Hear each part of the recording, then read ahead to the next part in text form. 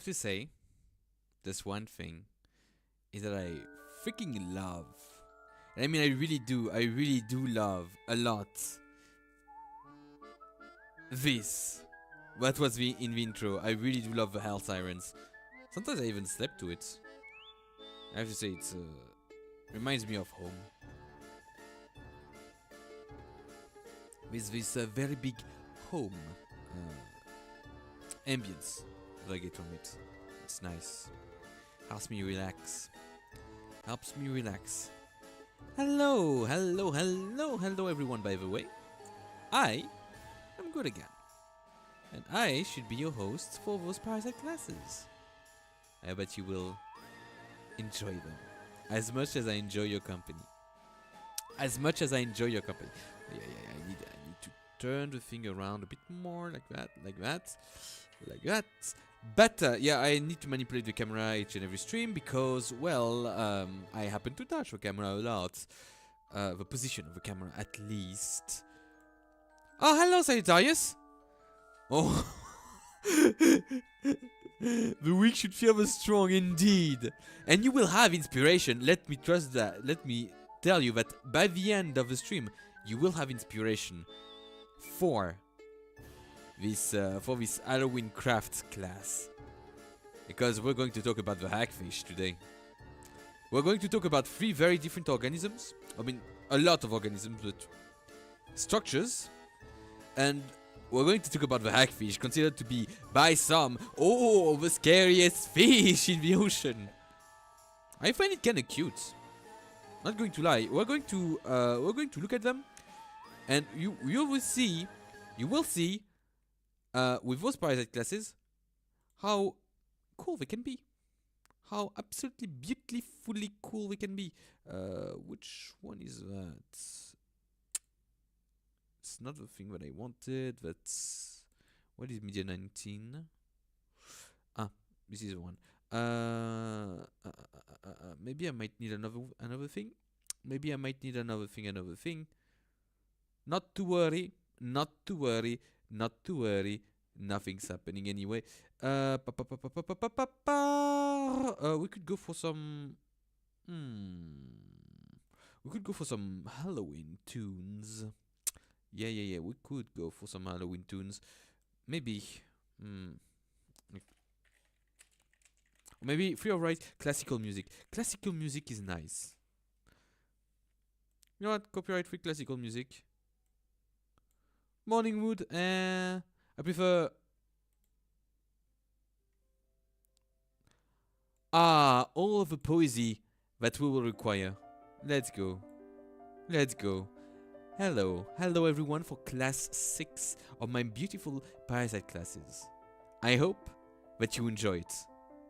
Because if you don't, well, if you don't enjoy things that people can't find a bit icky, you won't like it. You won't like it one bit. But hey, if you are fearing stuff that most people find icky, this class is not for you. Get the fuck out. Very cordially. We are going to talk about chordates. So, what are chordates? Well, chordates are things that are organized according to this very rough plan, as you can see here. This very rough plan that has a dorsal hollow nerve cord here. We have nerves. We have muscles that are organized in blocks and segments. A segmentation comes way before. Like in bilateria, you have seen in bilateria that segmentation was a thing that happened before. And frankly, I think that everyone likes to be segmented. You have the pharyngeal pouches that can be used that can have different uses. For us, they are present in embryology, and for fishes, they become the gills. I mean, they can become the gills. You have a mouth that is, well, at the head, like most bilaterian, like most beings with with a symmetry. We have a mouth very present, but it's present at the head. We have an anus. We have, of course, here a little gastric passages, because the pharynx right here, the pharynx, that is the tube that you have after the mouth, is part of the mesoderm. No, it's part of the endoderm. Endoderm, mesoderm, and of course you have the ectoderm. But are things in embryology that I will need to explain one of these days.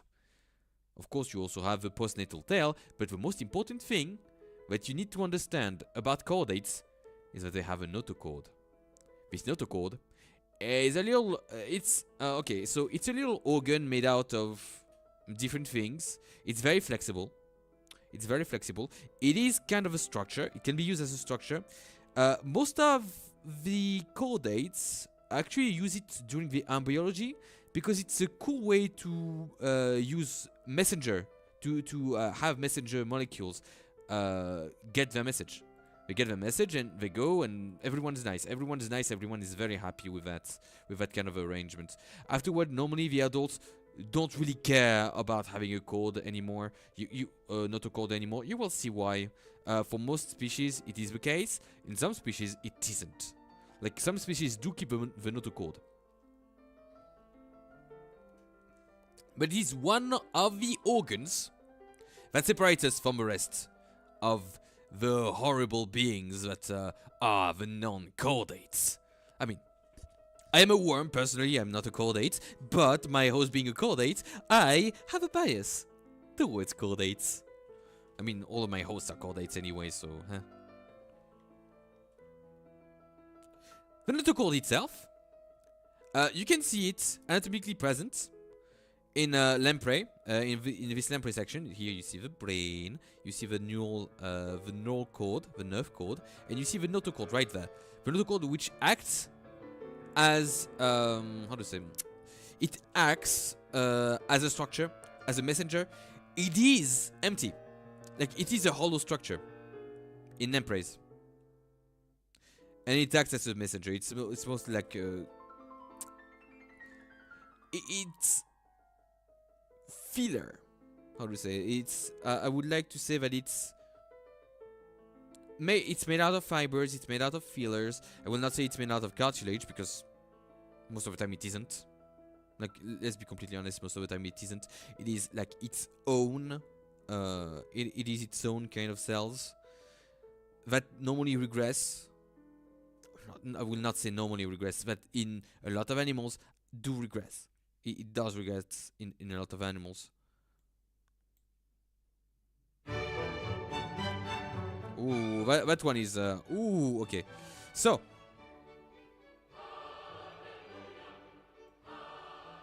yes, the notochord was kind of a moment. What the fuck do we have here? Yeah, let's change it. Nice note. Are you sure that it's copyright free? I don't know. Well, let's hope. At the very least, I will. Yeah, I will simply use that. At the very least, I will simply use that. Okay.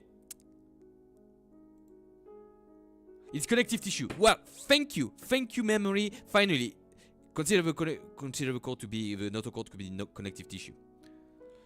It is very elastic. It is present like in some of these beings. Like you see the very definition of a chordate here. There. Like this being, what we call a lancelet, is the very definition of a chordate. Like it is you will see. We will talk about lancelets. So, do we have a notochord? Do humans have a notochord? Adult humans do not have a notochord. Normally, as you can see, it is in embryology. You have three important layers. What defines the embryology will be how these layers fold. The human body is like a katana. The way that you fold the human body will determine how exactly it will. The way you fold the embryo will determine like what organs emerge at the end of embryology. So you have this notochord that is made literally between two layers of a mesoderm. So meso for in between, mesoderm. That's going to make all of your muscles and bones. You have the ectoderm, nerves, skin, brain, spine, that kind of thing. And you have the endoderm. The endoderm is all of your guts, your lungs. Your heart is made out of mesoderm, but your lungs is made out is basically your digestive tubes, a lot of connective tissue, your guts, your lungs. And I think that would most likely describe it. Yeah, that would most likely describe it. And you see that the notochord here, soon after gastrulation is complete, so soon after the belly is complete, you see that the notochord has been formed out of 2 layers of mesoderm. And the signals from a notochord will cause an inward folding here that will create the neural tube. If this folding is not enough, you have an open canal rather than a tube. This is a disease. This can be found in some specimen of the human body, of the human species. They do not live long, unfortunately. This is kind of a deformation that is unfortunately fatal in most cases. I mean, sometimes it's just in some parts, so you can operate on the newly born baby. In some, this inward folding is never complete in any way, and it causes death. Because as you will see, like, skin will not reach there. This is a neural tube that will become. This is a neural canal that will become a neural tube. If it stays a canal, that means that everything's open. The brain will not be formed. I mean, it will be formed, but not exactly how it's supposed to. And you see that the notochord here, it has its own area. Like, it is right there, yes, when you cut here, but it has its own area. It's not everything. It is not everything. It's not towards the tail. It does not end at the tail. The anus, pretty much, it is finished pretty much before the anus. The persistence of the notochord, I'm sorry, because in French we call it simply the cord, not the notochord, so it's not recommended. Because persistence of notochord, as you will see in those scanner images, I think it's scanners and not RMI, but in those scanners, that creates a little cancer, a little cancerous growth. These are the eyes of a patient. This is the nose. Hello, these are the ears. This is the brain. And here's the tumor. Normally, by the age of 4, all of the traces of the notochord will have reverted from the human body. If they don't, there's a high chance that they create those kinds of cancers that you will see most likely near the brainstem or the sacral region. The sacral region being your butt, like, you know. Oh, I love. Oh, is that spring? Is that spring? No, that's Enklein Nacht music. Why did I say that? It's Mozart. It's obviously Mozart. I don't listen to a lot of Mozart. Okay, so you see, those are the tumors. Here is the tumors. Here is the growth. Very painful. Do not recommend. Also, most likely, life-threatening. Do not recommend. Yeah, we could see some cool protochordates, like and here you will see from those cool protochordates that the body plan of worm and fish is kind of, you know, it's kind of similar. Yeah, they use the cord, they use this notochord most likely as how to say, a structural, like as a structure, so that they can move. And they undulate with the axis of the notochord, within the axis of the notochord. You see, this kind of undulation is very ancestral to us. It is very ancestral to us. I mean, for fish. And here we have the Eukaryota and the Picaya, which is found in the burger shell. The Picaya has been found in the burger shell. The burger shell are very well known because in that one shell deposit, you have so many species. So many species. Like, before we discovered the burger shell, we thought that life had basically like it diversified pretty much linearly. That's not the case. With the burger shell, we discovered that animals diversified in explosions. And you had pretty complex animals at the very beginning of what we would consider animals. Like at the very soon after animals appeared, animals exploded in an explosion of speciation. Speciation, mutation, different forms were tested out. And that's why you had, you know, cephalization of all the senses. You have basically all of the cool families are here already. Pretty much all of the cool families are here already in those burger shells. And I want to show you another one. Another chordate, which looks a bit more like a fish this time. Yeah, for the that's the Osteotraci, which are jaundice bony fish with armor. And you see, I love this little dude. Look at this little dude. I love this little dude. Trypanaspis. Trypanaspis. He's a cool little dude. I mean, they don't have any jaw, but that doesn't mean that they can't do anything. You will see why. You will see why. But they also have, like, look at that. Those are. You look at that and you think that those are Morrowind mobs. You would think that you are in Morrowind, in Vardenfell, hunting some mud crabs out there. Like, they would be very at home with the scribs.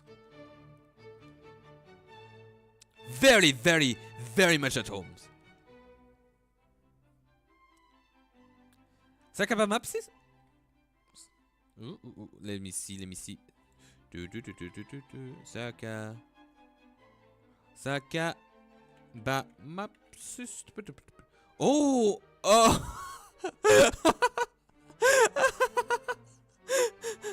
Oh, it's cute! Oh, it's so cute! Oh! Oh, it's so cute, I love it! I need to add it! I think that those little dudes, they predate Sakabamapsis. But look at this little dude! Ah! A close-up of a fish. Yeah, but you see, yeah, because you see, this is a fish. This you can already see that it's pretty much a fish. This looks a bit less like a fish. Looks a bit less like a fish, like it's a jawless fish. But those aren't fish yet. I mean, I say that those are fish, but because they are chordates, but you don't think that those are really fish. But yeah, I love them.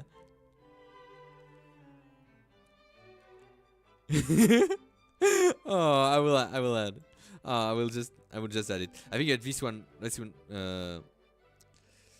pretty. Oh, come on, I lost my group.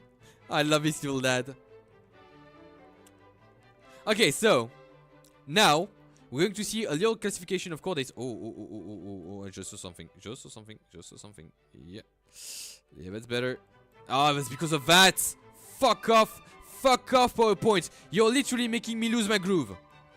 PowerPoint is making me lose my groove.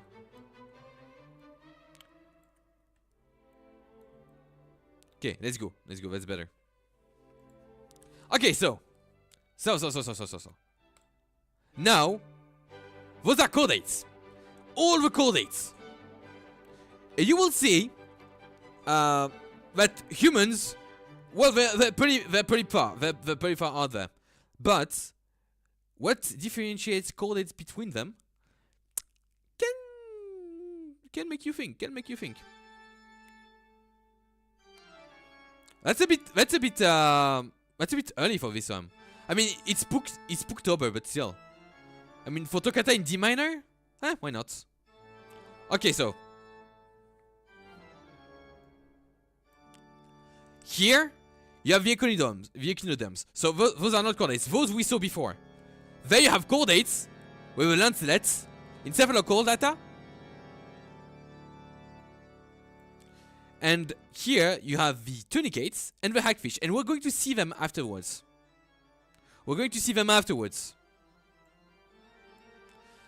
Here's the thing. what I put here is what most people know of the animal kingdom. When they say animals, people think of that little box right there. And even then, most people, they think of that little box, sure. But when they say animals, usually they think of that box. They think of that box. Because apparently fish and animals different. I've never shown you anything but animals for now. Like in Epistocont, I think that I haven't showed you a lot of things that weren't animals. But yeah, those are the vertebrates. Not going to in this episode, I'm not going to show you any vertebrates, despite the fact that they are chordates. What's the difference? Because you saw that the chord could basically be like, you know, it could be like a spine. It could basically be said to be the spine, the ancestor of the spine. Well, vertebrae, for the vertebral column, for the spine, appears in lampreys. It appears in lampreys. What you don't have, you have a hagfish. They don't have a spine. They are not vertebrates. They use their code. And yet, hagfish are very fascinating creatures. So are the tunicates. So are the lancelets. I mean, the lancelets are a bit less, but they have their particularities, you know? They have their particularities. But to do a little shortening of what the chordate family looks like, you go to the Deuterostomians. So you're cool, you make the anus before you make the mouth. Okay, welcome to the club. You decide to go on your own terms, and maybe even forego bilateral symmetry altogether. You're an echinoderm. You grow yourself a little spine. You're chordate. You are a chordate, so you become you have a lancelet. If you get to have a skull, you become a hagfish. If you chose to have a skull, like to have a head, you get yourself a hagfish.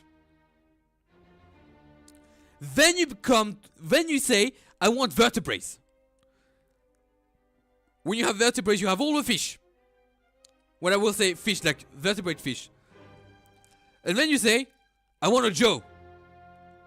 Lampreys do not have a jaw. They don't have any jaws. Nor do hagfish. And yet they have teeth. You don't need to be able to chew to be able to actually feed and chew. You don't need to have a jaw in order to chew. Then, well, you have the vertebrates. So you shark. You shark because you have a jaw. You have a jaw, so you shark. Your skeleton, do you want to make it out of bones? Well, you become a ray-finned fish. Do you want to have a lobe, like a divided atrium? Like, do you want to have a lobe? Well, lobe skeleton, you're a coelacanth. Yeah, coelacanths have their own families, and they're not living fossil at all.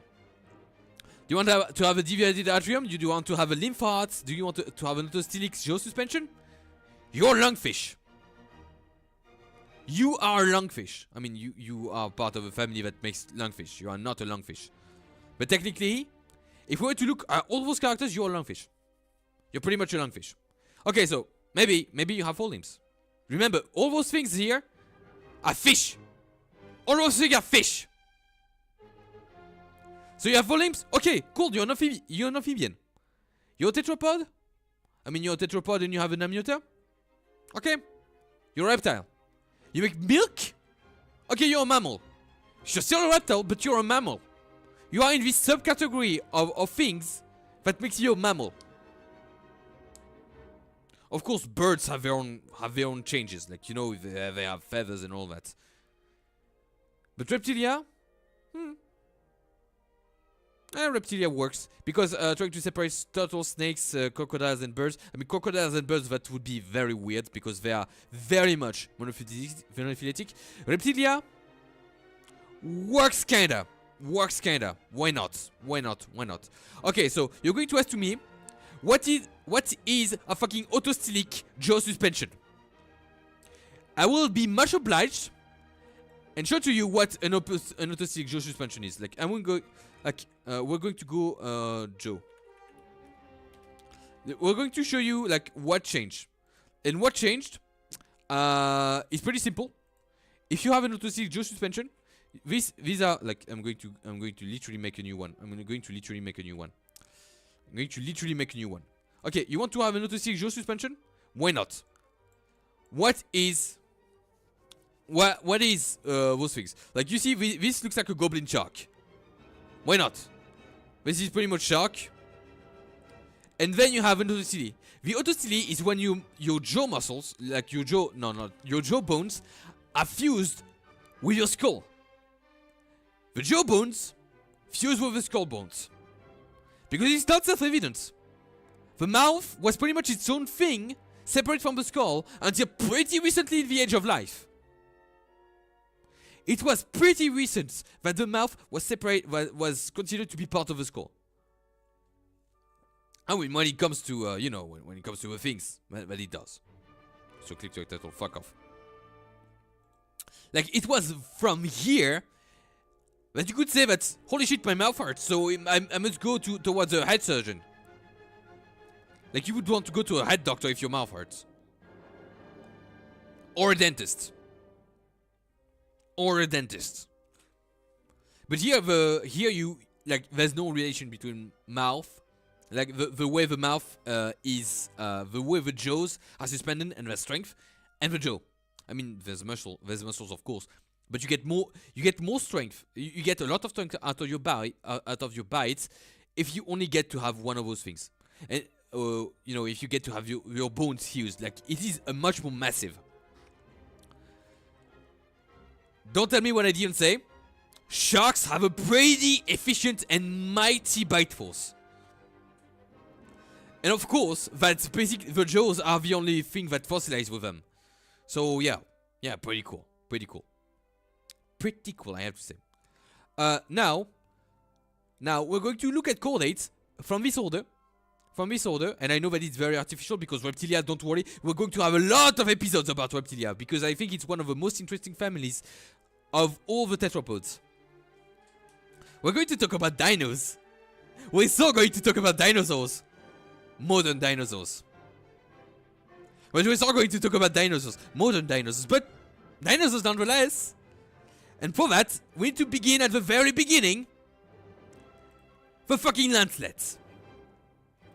So you saw this perfect anatomical theoretical chordates. Yeah, it's pretty much the lancelets. Like, you look at the lancelet and you look at the perfect chord, like you know, the theoretical chordates ancestor. Yeah, you won't find a lot of changes. Yeah, you don't have to correct a lot of things. Like a lot of things has been said. We were talking about. If only. It's more like liar bird imitating chainsaw. Imitating the chainsaws. Okay, so with the lancelet, those are cool little buggers, kind of cool, for a lot of reasons. For a lot of reasons, actually. So you have the oral hood with tentacles. That's the mouth. The tentacles have a very important role. You will see why very soon. There's a little wheel organ. I don't know what the wheel organ is made for. You have the pharyngeal slits, the endostyle, the pharyngeal bars, the epithelium, like the caecum, the epithelium, and is basically used for digestion. It's basically used for digestion. Here you have the gonads and the arteriopore for reproduction. And of course, here you have the intestine and the anus, of course. This is the caudal fin. You have the cord, that is basically the whole structure of the animal, and you have the notochord here, and you have the nerve cord right there. You have the nerve cord right there. Basically, all of those things are used for digestion. They have very non-elaborate blood flow. Like you don't need to have a lot to have a circulatory system. You don't need to have a lot. They basically have muscles that contract near the blood vessels, as shown here, and that's about it. Like muscles contract, make the blood circulate. They don't need a lot. Let me 16. Yeah, they don't have eyes, but they can sense light using those little organs that are, of course, connected to a neural tube. Like it is connected to a neural tube, as you can see here. Here's the cord. Here is the intestine. This is this is a blood vessel right there. Those would be, what are those? Ah, those are gonads. So they have it in pairs. Yeah, I'm discovering it. Yeah. No, I'm not discovering it, but still, it's good to remember. It's good to remember. Afterwards, you have a little bugger to. You have a little fin. The fin is just to swim. Like this is a protofish. Like you look at that and you see a fucking fish, okay? But they have no brain, so they're happy. They have no brain, so they're no sad. That's what you need to understand. They have no brain, they're no sad. They are the happiest fish in the ocean. Or in fresh water. They have like they're weird. Like they are super weird for one super weird reason. They naturally produce GFP. So I fucking fluorescence. Like the happiest fish in the fucking ocean are fucking fluorescent. They have no jaws, they have tentacles, they are filter feeders. And guess what?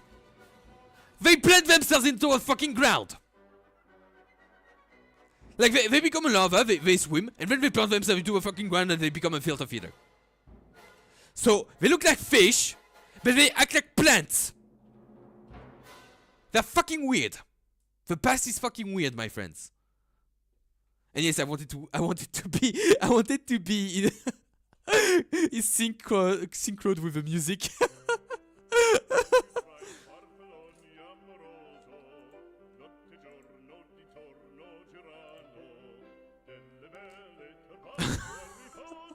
I'm sorry, but I can't do lyrics. I can't do lyrics here. Also, I remember too much about a certain Hololive song because of that. Yeah, thank you very much.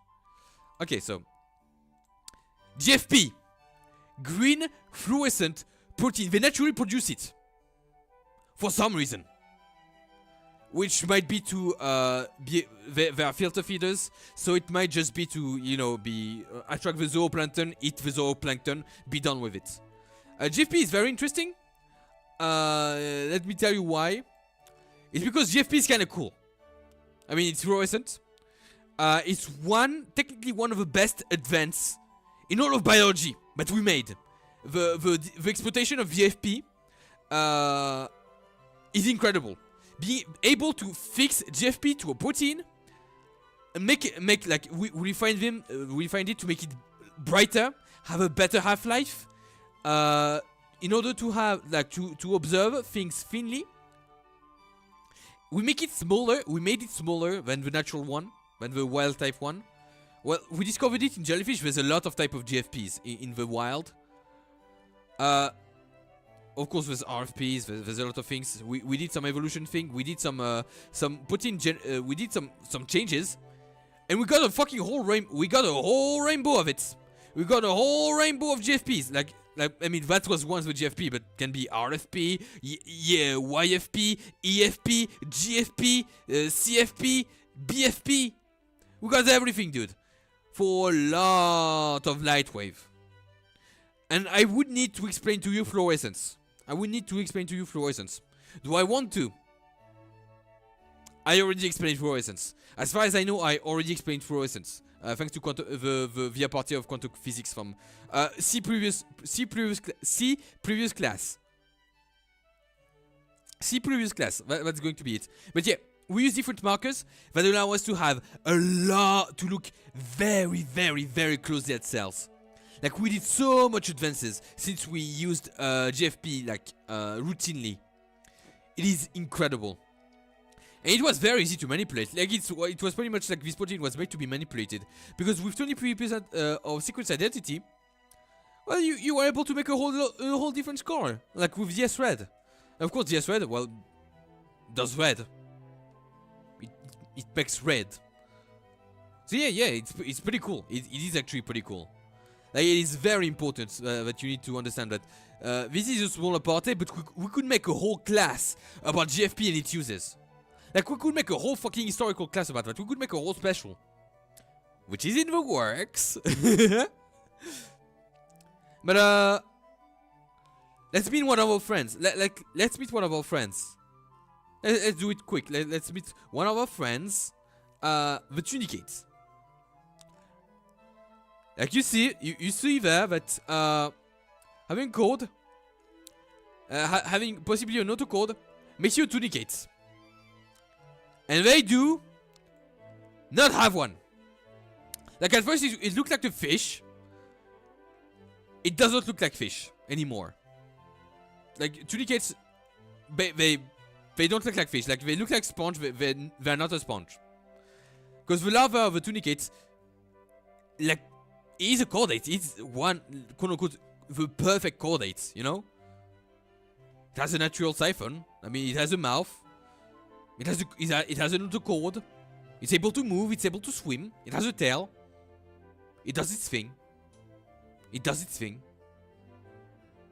And the anatomy of a tunicate itself, pretty weird. Pretty weird, I have to say. Pretty weird. But frankly, not that much. Depends. Depends. They have a brain. They have a cerebral ganglion. This thing has a fucking brain. Why does it use it? Since it's a fucking filter feeder, why does it have a brain? No idea. No freaking idea. It has two siphons, a visceral cavity in which it has all the viscera, all the chordate parts, basically. But it has pretty much reverted to sponge. But here you have the anus. What it does is that it filters using the bronchial siphon. Using these siphons, it basically filters its food thanks to a pharyngeal basket. The rest of the water is ejected here. The food is concentrated inside of a basket, brought to the stomach, digested, and pooped out to the anus. That then will be brought back by the siphon. It has muscles in order to make the water circulate. So yes, it is a literal filter feeder again. A bit more elaborated this time. Because it sifts through water through some elaborate means. Through some elaborate means. It has a basket. Like it basically has a basket, filters water, sifts through food, and gets food. It can spend its whole life either as a solitary organism or as a colony. And let me tell you, they are beautiful. They are absolutely beautiful. Like, come on. I cannot believe that those things that have a brain, they do have a brain. Like, look at that. They're cool. They have a very definition of cool. And they're cool. They're pretty. They're pretty. They're very pretty. And you do see the main siphon from which they aspirate water, and then they eject water through here. About the sex update with them, they say to themselves, yeah, we could do both. We could do both. So they took some legacy features, and they can basically do branch. They can basically become a branch, the burgeon into new ones when they make a colony, or they can go the way nature, like evolution expected them to go, and make babies. Sometimes they just make more themselves. Pretty cool. Pretty cool, I have to say. They just make more themselves. Like, I'm pretty alone. I could try to find a mate, but then I would still be alone. Maybe. Or maybe. I have friends. My friend is myself. And that's how I do. That's how I do it. That's how the Tunicate does it. Fucking disgusting. Normally they are filter feeders, and with that, I would really like to say that there's a lot of American sensationalism. Like the American magazines about those things need to make everything about the spectacles. Oh, monster of the deep. Oh, look at that! It has a mouth. It's going to eat you. Looks like that. it has never been more than 10 centimeters tall, I think. Like, it has never been more than that. So it's going to eat what? Like, it's going to eat plankton that got lost here. It's going to eat crabs, but were lost there. You know, the tiny little crabs, tiny little shrimps, tiny little fish. Close its mouth, digests them, pukes it out. I mean, rather let the water currents let them out. That's about it. But look at what this magazine for children have to say. Like, this predatory tunicate looks like a cross between a jellyfish and a Venus flytrap. I mean, you would really see that. Like, going in the deep canyon of the Pacific Ocean, this powerful creature keeps its jaw wide open, waiting for any prey to float or swim inside. The predatory tunicate is an ancient species and has been around for millions of years. Like most species? Like most species? Like what do you think? Most species? What? The fuck? It was among the first creatures to ever have a primitive spinal cord.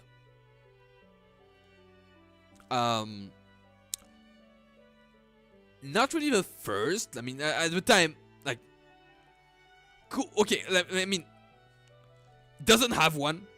I mean, it has one as a larva, but it doesn't have one. It doesn't have a notochord. It doesn't have one. And the other thing is, like, millions of years, dude. It's not a monster of the deep. Like, it's pretty cool. It's just a cute little bugger. It eats some stuff. They look like an omatophone. Come on, like an automaphone. Like, come on, like you cannot expect me to believe like this is a monster of the deep, unless you do find for me like the 2-meter variant that doesn't exist. Yeah, no, they're not monsters of the deep. Come on.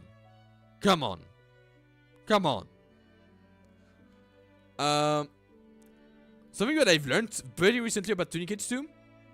I only thought about these things because of Splatoon 2 auto expansion. Oh yeah, they appear there. They do appear there.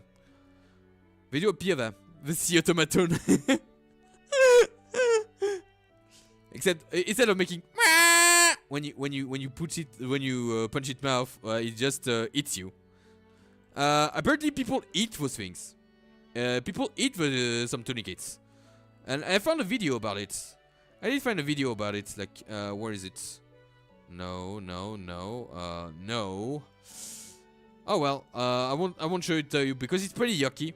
I mean, no, we are in Halloween. It is a period for yucky. It is a period for the yuck. So tunicate preparation.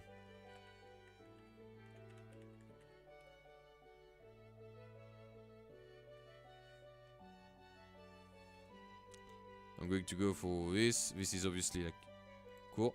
And up. Oh, we have a video of a predatory tunicate. I mean, let's go. Let's see the little buggers in let's see the little booger in action. Let's go see it. Oh, look at that. Booger. Just hits you while making silly noises.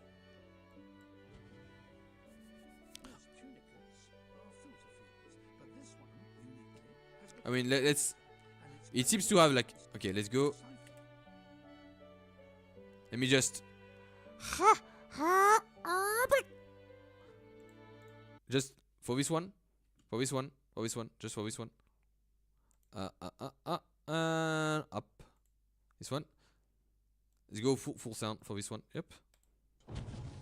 Oh wow! So terrifying. This one uniquely has become a predator, and its greatly enlarged siphon has been converted into a trap. Yeah, into your mouth. Yeah. Oh wow! Look at that. Like I don't know why they've. You don't need sounds. Just eats you. Like, why do you have to make something monstrous?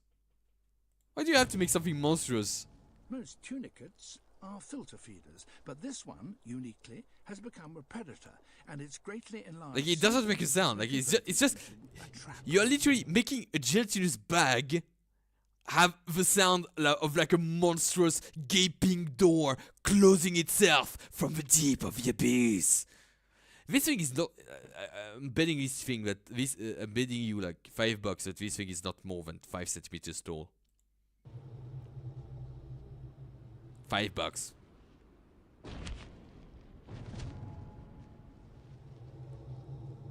Like why do we need to make like the jaw of some, like why do we need to make something like that when you have auto? Like when it should be better to do those kind of sounds. Yeah, come on! Make those kind of sounds! Make those kind of sounds! It's a fucking automaton! I choose this video by complete. I choose this video by complete. I mean by absolute complete randomness. But having having Ocean Man is pretty cool. Ocean Man, lead me to the land. I love Ocean Man. I love Ocean Man. Ocean Man. But yeah, that's pretty cool. That's pretty cool. Yep. And a bit. But yeah, we do eat the biotomatone. Ocean Man, take me by the hand, take me to the land that you understand. Oh, but yeah, no, I wanted to show you how to prepare a tunicate. Like, tunicate, eat. Like, preparation. Cuisine. Let's go for tunicate cuisine. Like cook. Tunicate cooking. I don't want to see like sea cucumber. I want to see tunicates. I mean sea squirt. Let me call them sea squirts because that's how we call them. Sea squirt cooking.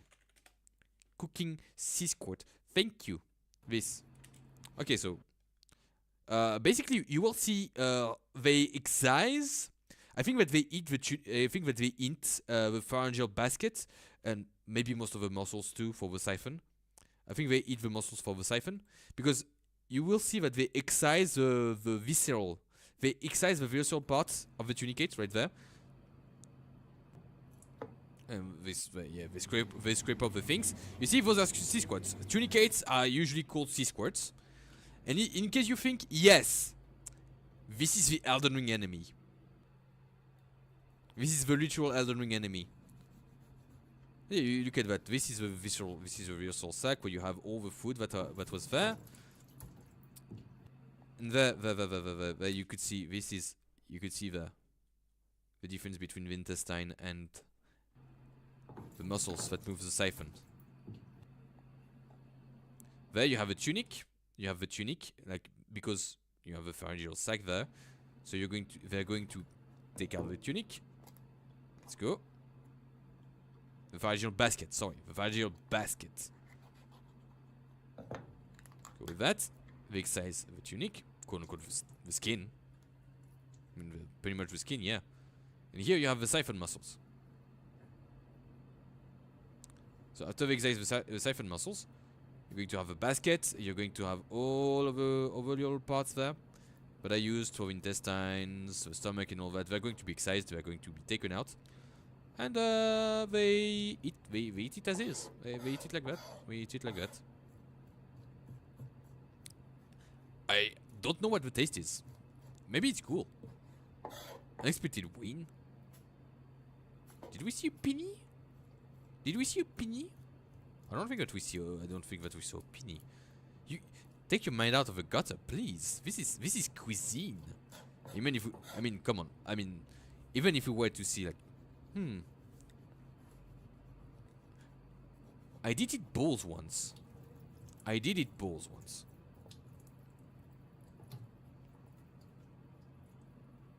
Yeah, afterwards, they cut it.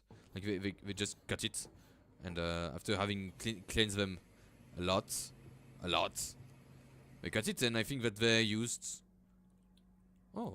lemon juice. I think this is lemon juice. So do I make it pickle in lemon juice?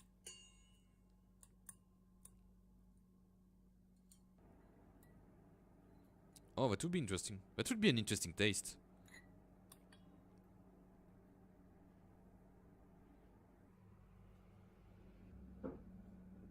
Yeah, it would be a pretty interesting taste. Not going to lie.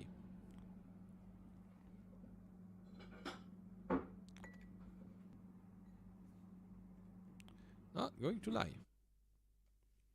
But yeah, that's how they do it. So yeah, they're pretty, apparently they're delicious. Now we're going to concentrate a bit more about what makes the tunicates the tunicates. We're going to concentrate a bit more on this family. Because, come on, it's worth it. It's worth it. At first we have Appendicularia, that we're going to see here. Because they are the exception to the tunicate rules. They're pretty much, they stay in the larval phase forever. So when I said that they abandoned the code, it's not true. It's not true. It's not true because nature is made of exceptions. They stay in, yeah, focus keep the notochord and larval shape. They stay larva forever. But what they do is extremely interesting because they are still feeders. So what they do is they create this. You see the larva. You see the tunicate here. You see the larva cyan. But this is what we call a house. So it optimizes its filter feeding capacity by making a house out of mucus. A very weird structure made out of mucus and other stuff. And this filter, would you still love me if I was a larva? Yes. Yes, indeed. Without, suppose. I would put you in my biggest aquarium. Because they like you see the structure is still the house. This is 4 centimeters. The scale here is 4 centimeters. So you see the thing is very small, like it's no more than 2 centimeters. But you see that the influence of the animal is actually like do I have a ruler? Do I have a ruler nearby? Let me search for a ruler. I'm sure that I have one. I'm sure that I have a ruler. Maybe in my bags. Do I have a ruler in my bag? Let me see that. Let me search for my bag, for my little school bag. My little school bag.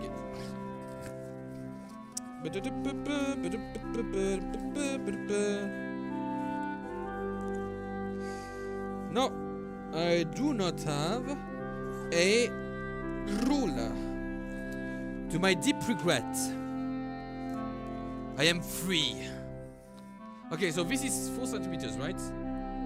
So you can expect that length to at least be 5 times.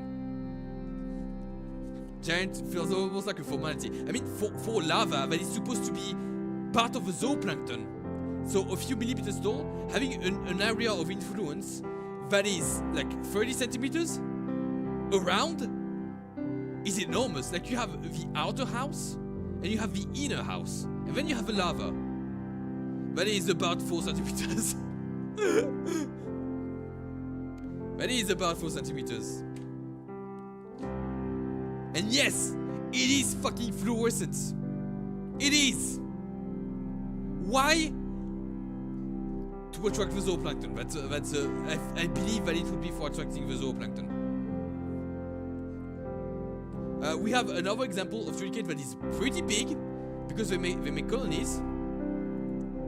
The salps. A human true for reference. So salps can make chains or rings, and they're pretty big, and they're present in most of the oceans. And they use the siphon to move, so they're pretty much jet-powered. They are a jet-powered organism made out of multiple organisms that have spines, that have a cord, do not use your brain. Why does it glow in the dark? Why the hell shouldn't it? Yeah, you're right. But the jet, look at it, they're one of the most efficient jet-powered organisms. Like, Wow, they're cool. They're just cool. They're just plain cool, and no one is going to make me believe otherwise. No one is going to make me believe otherwise. And yeah, people try to find alien when the ocean is coolest. What do I imply when I say coolest? Well, it's very how to say? The ocean is coolest in the same way when I'm a speciesist. Now these are giants. Oh yeah, they are. They can be a few meters long, and they filter the water. They filter, and that's what they do. They filter, but they do it well. They do it very well. And after that, you have the Eukaryota, which abandoned like the pharyngeal basket. Don't know about it. We don't know about the pharyngeal baskets because they're super small. Like they're literally part of the zooplankton. So those things are going to be eaten by this, by everything.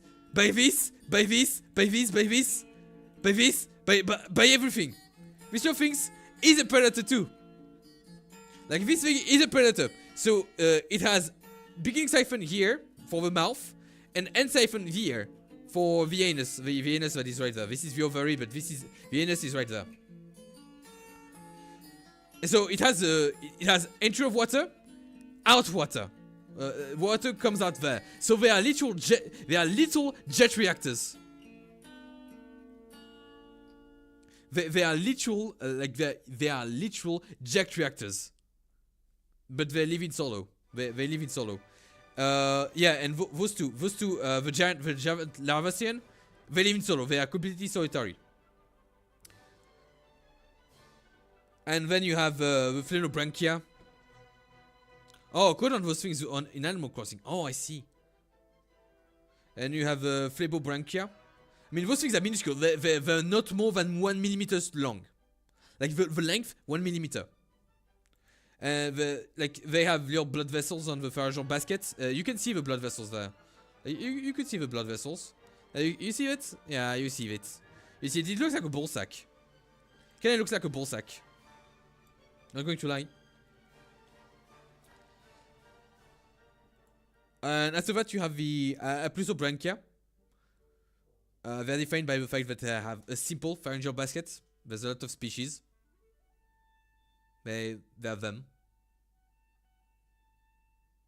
As you can see, I did not pay a lot of attention to them. Maybe it's my biggest mistake, but I did not pay a lot of attention to them. And then you have a Steodobranchia, folded the pharyngeal basket, and that's your that's your classic one. That's your classic one. That's your classic one. The one that you would eat, the one that you see in Elden Ring, would go into Steodobranchia. They can have some interesting organs. There's a lot of species. There's a lot of species there. A lot of species. But now I'm going to... Now, we talked about some organisms. We talked about the lancelet. We talked about the tunicates. Now it's time for some meat. Oh, now it's time for the hagfish. For hagfish. Yeah, they're called the land sea squats in Elden Ring. But yeah, that's just because it's a monster. Like, you want a monster, put a sea creature and put them on the ground. Here, you have your monster. You have your wind monster. But they must have a lot of meat on them. They must have a lot of meat on them. But there's a lot of aquatic themes in Elden Ring, so it works. But yeah, let's talk about hagfish. Hagfish. So, hagfish are when you have a chordate that do not have a spine. They don't have vertebrae. But they have a skull. They do have a skull. This skull is... I mean, it's not very elaborate. But you can see that they are very interesting organisms. They have tongue muscles. They have a tongue with teeth. They have a mouth that have teeth made out of keratin. Like, the teeth is not made out of... They are not ossified. The teeth are not ossified at all. The teeth are made out of keratin. The stuff that your nails and hairs are made out of. They have a velum. They have a nerve cord, notochord that they use as a structure. They have branchial pouch because they don't have true gills. They have branchial mouth. Because yeah, branchial for gills, like it's the Latin term. Like in French, we call them branchies for gills. So that's your French term of the day, branchies for gills. So branchial pouch. And you see that science when you are in a Latin language, science is pretty much easy mode, because if you know your etymology a bit, a lot of terms fall right. They fall. They just fall right in place. That one time some people tried to transporting hagfish to be prepared to be eaten. It fucking exploded all over the world. Yeah, I saw the image, and we can see the video, because I'm going to talk about the slime. So now, since the music is appropriate, and you have the slime pause. Look at this cranium! Look at this cranium, my dude! Look at that! They have some kind of mouth structure, but is horizontal rather than vertical, contrary to absolutely everything else. But they're trying. And you see, this is the skull of the hagfish right there. The brain is not protected. Like you would poke here between the cartilaginous things. Like the brain is not protected. The slime looks like cum. No, it looks like slime. It's just that sometimes it has air trapped in it. But you would see that slime doesn't really look like cum. Like slime does look like slime. It looks like snot. Yeah, it's a damn xenomorph mouth. Yeah, it looks like the larvae. You know, it looks like the chest buster. Looks like a little chest buster. But yeah, we do all know about the slime. What it's really interesting about the hagfish is that it has a permeable skin that allows it to feed itself. It has a really strong fast-acting slime. Like, what the fuck? Like, it's really strong and really fast-acting. You're going to see. It's wearing its own skin. So the skin of a hagfish is not exactly attached to the rest of the flesh. So if someone were to, like, grab them, first you have the mucus, and second you have the first you have the skin, so they can literally like abandon. It's not that they can abandon the skin, but they can move independently to the skin. It's more like a pyjama. Like the researchers have said that it's more like wearing a loose-fitting pyjama than really having skin as we understand skin. So they can move inside of their own skin to get out of a bite, and if they don't, they have the slime. And the slime is precisely anti-shark, anti-fish weaponry. Because what the slime does is that it expands. And since you see I'm going to show you one of the fatal flaws of the shark anatomy. The pharyngeal pouch, which became the gills, connected to the mouth. The shark bites, the slime gunk up the yeah, I'm sorry, we don't have Goy Comfy here. Gunks up the gills. It gunks up the gills and makes the shark freaking suffocate. It makes the shark suffocate. It's incredible. It can go for months without eating, but their habit for eating is that they gorge themselves. So they found a carrion, they eat the anus out, they get inside the carrion. They make their nest inside of it, they absorb it, you know, when they decompose, when the carrion decomposes, they absorb it, they eat it, they gorge themselves, and then they just inhabit the thing. They live inside the carrions that they eat, and they reproduce inside too. So they're pretty cool. They're pretty cool. Also, because the slime doesn't feed itself, they need a way to get out of the slime. So they have a habit. Is that they knot themselves. They do knots with themselves to get out of the slime. So they can self-clean. They do self-clean. And by knotting themselves. By using knots. The knots are also a way to give themselves leverage while eating. For if a prey, to get the prey out of the burrows. So they do a knot. They get out of the burrows, and the knot is used to create pressure.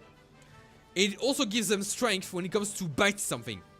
For example, a carcass. So they can do a knot out of a thing, bite inside, and they can pull, since the knot gives them pulling force. So the knot is one of their adaptation. One of the main adaptations is that they can knot themselves. Suffocating on hagfish cum has to be one of the most awkward way to die for sharks. Like other things that do not have gills can perfectly eat them fine. And let me tell you, hagfish slime and flesh is a delicacy in multiple countries. To give you examples, hagfish flesh is in South Korea a delicacy. And I would love to eat hagfish. I would actually love to eat hagfish. Like, they're pretty cool. They're pretty cool and good. It's pretty cool. But we're going to do something else. We're going to see how fast acting the slime is. And let me tell you, how the slime is extremely fast acting. Like, you do not realize how fast the slime is until you see how it is. Like, until you see it. So let me up. Yeah, the video is a bit small. The video is a bit small. Okay, yeah. So yeah, you see that they excite the hagfish. They excite the pores. So you have the pores, you have the slime that has been the raw slime has been secreted. The raw slime is made after mycin, which is the traditional mucus protein. One time they tried to spotting. Yeah. I see. I'm going to show the video. You have mycin and you have a lot of fibers. So you're going to get the slime here. Get the slime out of the hagfish. The hagfish is alive and well. You mix it in water. So you have very little slime, volume of slime compared to the volume of water. Apparatus, let me hold it up. You gotta back off a bit. Bingus McDingus. Wait a minute, whoa, Where? okay, go This for one? it. Oui. There's Anna here. And yeah, you see that instantly made into slime.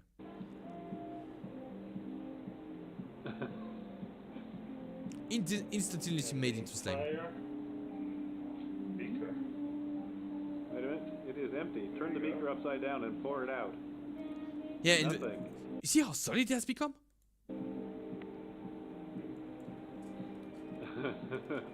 You see how solid this thing has become? Like hagfish, slime. I mean, you see the hagfish jaw. The hagfish jaws are pretty. I mean, let's see a hagfish actually. A shark sees an inviting meal, an eel-like fish. Yeah, look at that. No We see the thing in defenses. action. But the shark is in for a big surprise. Yeah, you see, in salt water, the slime is like much more fast acting.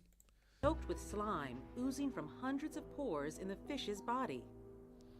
Researcher Vincent Zinzan from the Museum of New Zealand Te Papa Tongarea and his colleagues went near New Zealand's Great Barrier slime. Yeah, you The see, slime fills the shark's mouth, And clogs gills. its gills, and chokes it. The hagfish were seen repeatedly bitten by larger fish, and then the fish all had to. retreating with the same results. Yeah. Here, a cat shark seems to be fine in biting down on the hagfish, but eventually turns away as it too is gagged by slime. More than a dozen prey attempts against the hagfish were recorded. Not one was successful. So they look like they would be like a pretty cool meal. Hagfish have been around more than 300 million years, predating the dinosaurs. Yeah, they Besides do. their ability to slime attackers, they're equipped with 4 rows of teeth. I mean, they're Zinzan kinda and nice. his colleagues made 165 video deployments. And for me, that's 2 rows of teeth. I'm sorry, but this is 2 rows. That's not 4 rows. Like this is 1 row, 2 rows of teeth. Come on.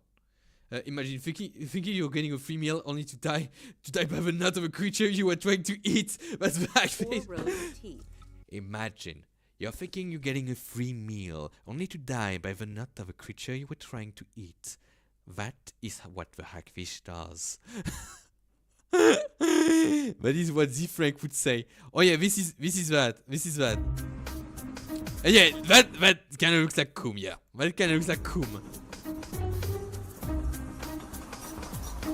But that wouldn't have happened if the hagfish weren't in water.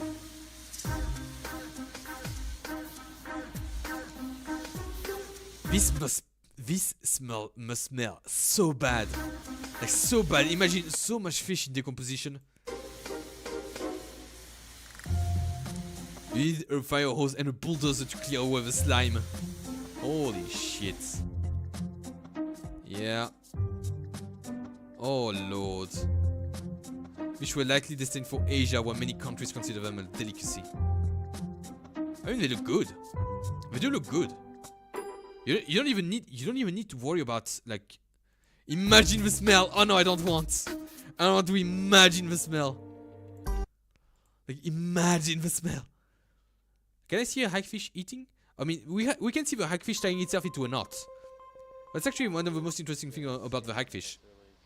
You see, look at that. Oh wow, so it's not eyes, it's kind of brought them just... up in bait traps and they were kind of like crawling out of it. And I'm sorry, but I cannot show that because this is copyrighted. This one is actually copyrighted. The endless nuts. Tick. Hagfish slime. What I would want to see, hagfish eating. I would like to see a hagfish eating. Oh, hagfish eating in Norway. Why not? You see the hagfish? They have a very developed sense of smell. Like chordates, they do have nostrils. Like we have nostrils too. And they have a very developed sense of smell. You see, they go inside of a carrion, and then they do their work. Because they don't really have a bite force, but they need the inside. And then when the prey is going to burst, yeah, they can do that stuff. And they all get inside. They all get inside for the meal. You have a cool little bugger here. But like, for example, like a squid, an octopus, or like a crayfish, like something that does not have like its respiration linked with its eating, wouldn't have a problem eating a hagfish. Like it would eat its own, like a kumeno. And that's one of the miracles of nature. For me, what's one of the miracles of nature? Look at that. Look how cute they are. Look how cute they are. Ah, you see the movements. Look at that. You see the movements inside. Look how we eat. Damn. Damn. Oh, that's so cool. Imagine a horror movie with hagfish. And we just get inside and stuff. And you see the abdomen of the dude like just erupting. And you see the movement under the skin of a person. Oh. That would be nice. That would be very nice. But yeah, that's one. That's literally the slimiest creature on the planet. We could see tunicates. I would like to see Lavacean tunicates. I would like to see a giant Lavacean. Facts about the Lavacean. Oh, look at that. Giant Lavacean. Yeah, look at that. This is the outer house. This right there is the outer house. New Among Us kill animation. Imposter just deploy a swarm of hagfish into the victim. You. I mean, the thing is, hagfish are exclusively carrion eaters. They can also have small prey, like very small prey. But all animals eat small preys. Like even a deer would eat like a small bird. But yeah, you have the actual animal. You have the actual tunicate here. And then you have the mucus thing. You have the inner house, and then you have the outer house. You can see the outer house, how it filters it. Like you see all the zooplankton that is trapped in the outer house and then gets inside the inner house to the tunicate itself, to the animal. Like damn.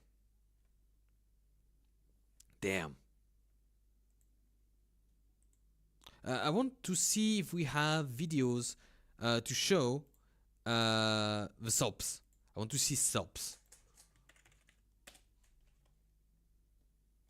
I mean, they can be kind of small.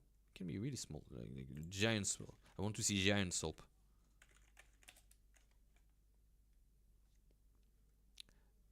Pelagic sea squirts. Oh, holy shit! Oh, we're going to see cool things. Imposter stab the victim, but then the knife releases a bunch of hagfish. Oh yeah! Oh shit! But yeah. Yep. Look at that! Oh, that's big! Holy shit, that's big! That's a pyrosome. That's a kind of tunicates. That's a kind of tunicate that is very special, apparently. Like, damn.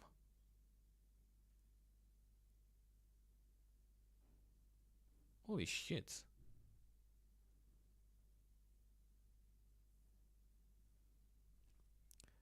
And that is a soap. That must be like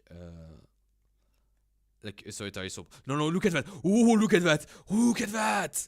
You have all the individuals here. It would actually be cool for an underwater based Among Us. It could be. Look at that. You have all of those. You can see the organisms that made the thing. But, oh, look at that. That's big. And you can see all the siphons. You can see all the siphons there. Take water, release water to advance.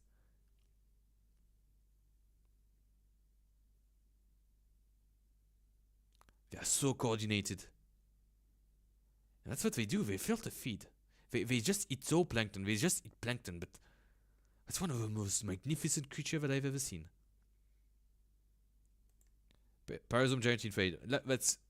I don't know if it's a colony or if it's only a single one. I don't know if it's a colony or if it's a single one.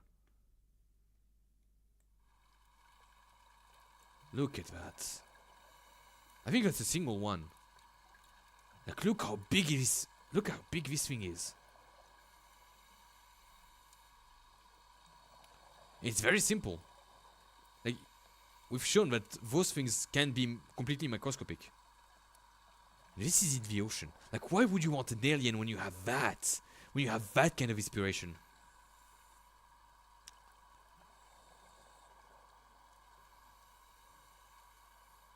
Look at that.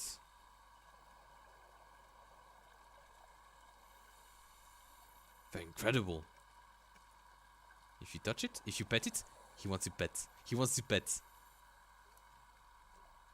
The siphon does react. Siphon does react a bit. But that's just a living tube. And they make it work. They make it work. They make it work by just being a giant living tube.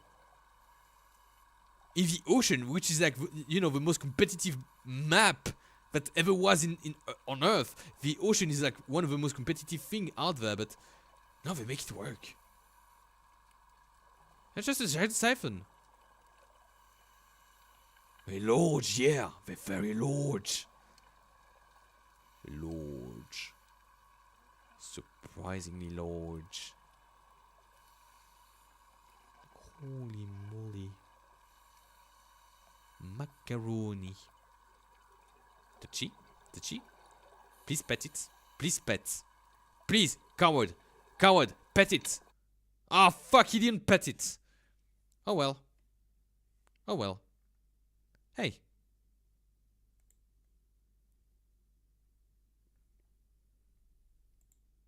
I think that was it. I think that was it. I think that was it. Like, we saw everything. For static longboy and where to find them. Yeah, but you see that life just does its thing. Like, oh, the laws of life prevents it. Like, the laws of what? Dude. The laws of what? But yeah, next episode, we're going to see vertebrates. Next episode is going to include the first vertebrates. We're going to see some lampreys. We're going to include some sharks. So it's going to be like a very focused episode because sharks, like cartilaginous fish. I mean cartilaginous fish, most of all. But come on. Come on. There is some of a Chordata. Yeah, we are in part 1. We're in part 1 of Chordata. Because let's remember, Chordata is the whole group. Like, if I were to do like a Chordata snapshot, where did I put the thingy? Yeah, if I were to put the Chordata snapshot, Chordata snapshot would be. I would put the PowerPoint here, and go for you know, we continue with that. We continue with that. If I were to do a snapshot here of a Chordata was all that. It's all that. It's all that. It's all that. What we did was that. Was that. So now we're going to see things that are way more familiar with the vertebrates.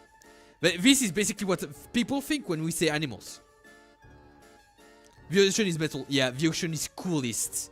Like, the ocean is not racist, the ocean is not spacist, but it's coolest. If you're not cool, you don't get into the ocean because you're going to get killed. If you're not cool. But if you're cool, welcome. Welcome back. And also the Gura.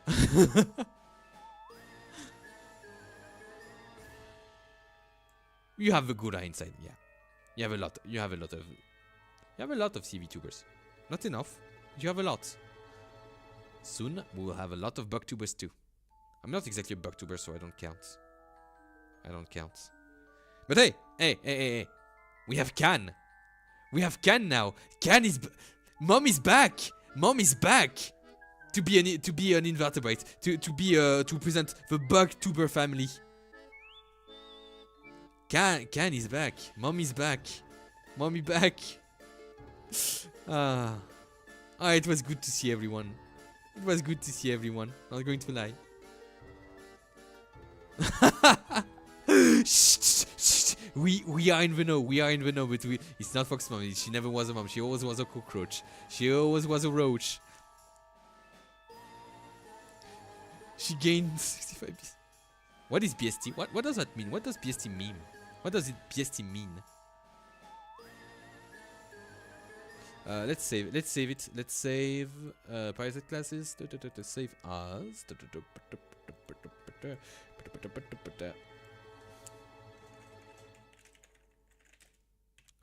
And parasite classes of that. Yeah, well, everyone's here.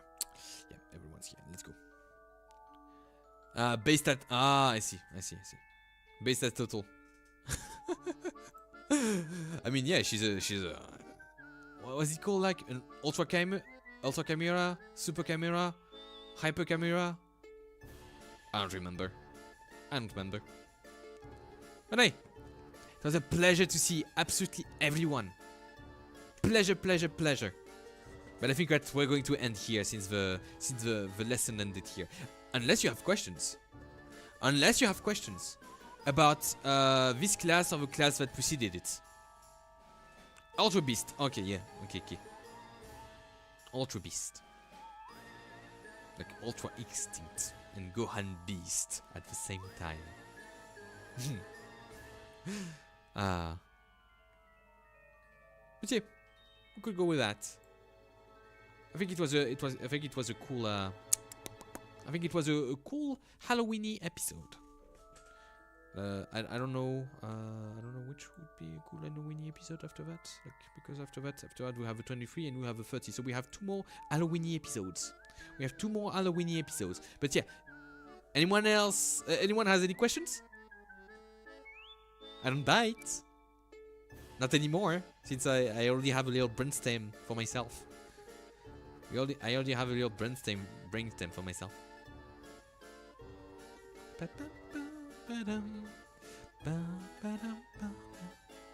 Well, I'm going to wait because of a delay. Unfortunately, there's a big delay. But hey, it works. It works wonders.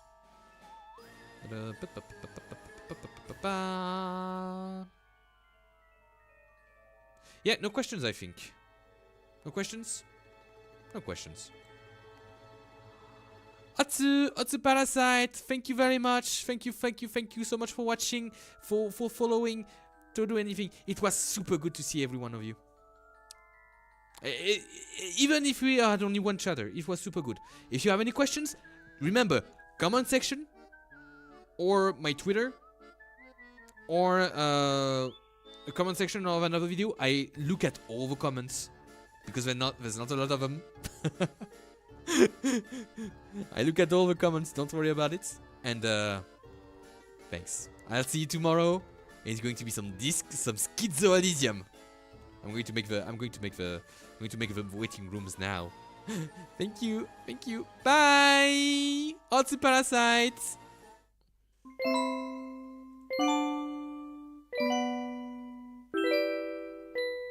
Hag love.